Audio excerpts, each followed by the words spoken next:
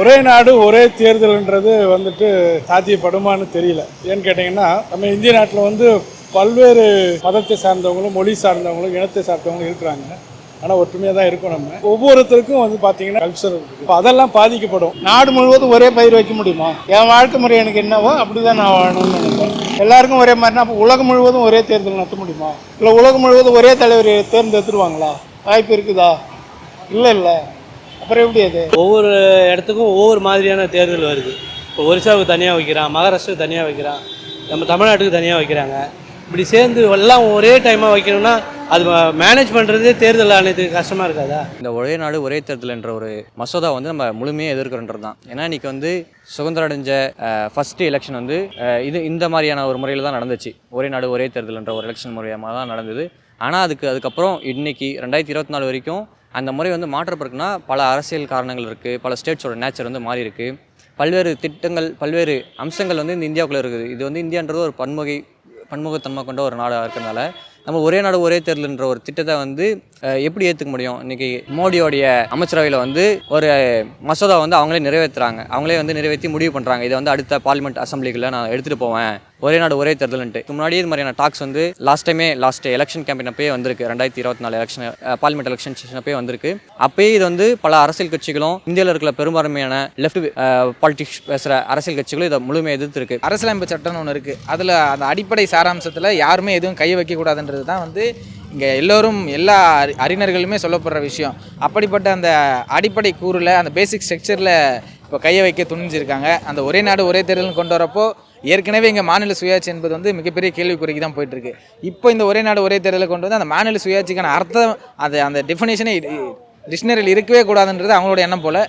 இப்போ இந்த ஒரே நாடு ஒரே தேர்தல்ன்றது முற்றிலும் எதிர்க்க வேண்டியது என்னோட வேண்டுகோள். இதுக்கு முக்கியமான காரணம்னா 2024 தேர்தலே எடுத்துட்டிங்கன்னு பார்த்தோன்னா அதே வந்து 7 கட்டமாக நடக்குது. அதே வந்து ஒரு மாதமாக நடத்திட்டு இருக்காங்க. அதே வந்து அதுக்கான பொருட்செலவே ரொம்ப அதிகமாக இருக்குது. ஆனால் இந்தியா முழுக்க local body election, state assembly election, PM election, அதாவது எம்பி எலெக்ஷன், இது எல்லாத்தையும் ஒரே டைமில் வந்து எப்படி நடத்த முடியுன்றது ஒரு கேள்வி தான். இது நடத்த முடிகிறப்ப பொருட்செலவு வந்து ரொம்ப கம்மியாகுமானாலும் அது கேள்விக்குறி தான். ஏன்னா அது நடக்கிறதுக்கு ஒரு ரெண்டு மாதம் காலகட்டம் தேவைப்படும். இது எம்பி எலெக்ஷனே ஒரு மாதம் ஆகுதுன்னா இந்தியா முழுக்க ஒரு எலெக்ஷன் வச்சா அது ஒரு 2 மாதம் தேவைப்படும். அது மாதிரி டைமில் வந்து பொருட்செலவு ரொம்ப அதிகமாகும். அதே மாதிரி நம்மளுடைய பாதுகாப்பு பணியில் ஈடுபடுற அவங்களுடைய வேலைகளும் ரொம்ப அதிகமாக தேவைப்படும். இது வந்து சாத்தியத்துக்கு வந்து கொஞ்சம் கூட வந்து நிகரே இல்லாத மாதிரி தான் இருக்குது. இது வந்து எப்படி நம்மளால் ஏற்றுக்க முடியும்? ஒரே நாடு ஒரே தேர்தல்ன்றத மக்கள் முன்னிலையில் கருத்து கணிப்பு வச்சாங்களா, இல்லை கருத்து கேட்டாங்களா? எதுவுமே கேட்கலையே. இது இந்தியா லெவலில் சிந்திக்க வேண்டிய விஷயம். இப்போ நான் மக்கள் தரப்பில் நான் ஓட்டு போடுற ஓட்டாளராக இருந்து ஒரு ஆள் சொல்கிறதுனால நடக்காது இல்லையா?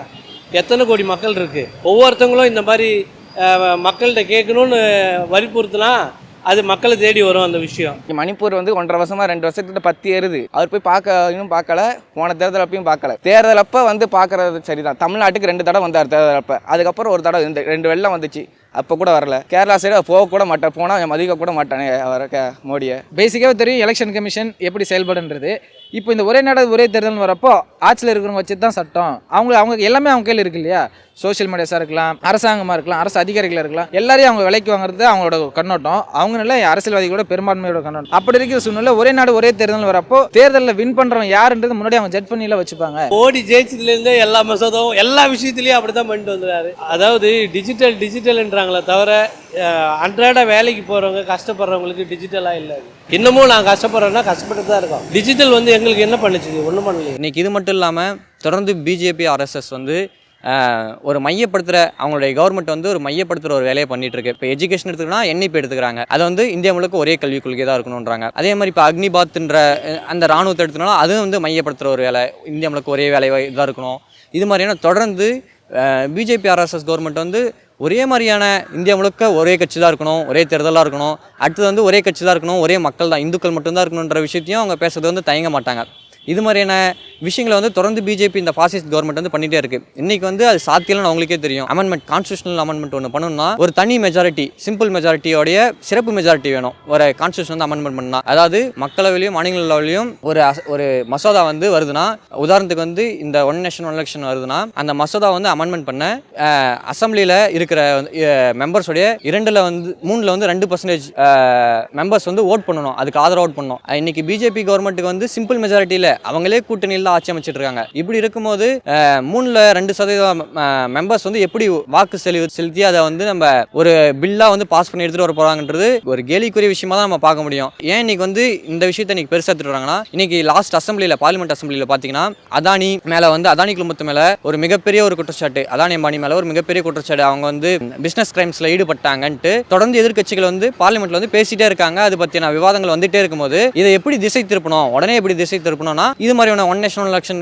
அந்த ஒரு விஷயத்தை எடுத்து வந்தா உடனே டிஸ்ட்ராக்ட் ஆயிடுவாங்க. எல்லாருமே வந்து இது மேல கவனம் செலுத்திடுவாங்க, அதை வந்து கவனிக்க மாட்டாங்க. ஸோ இதை வந்து தொடர்ந்து இந்த பிஜேபி ஆர்எஸ்எஸ் கவர்மெண்ட் வந்து ஒரு கார்ப்பரேட் கம்பெனி, முக்கியமா அதானி அம்பானி மாதிரியான ஆட்களை வந்து ஒரு பெருமுதலாளிகளை காப்பாற்றுறதுக்காக வேலைகளை தொடர்ந்து பண்ணிட்டு இருக்கு.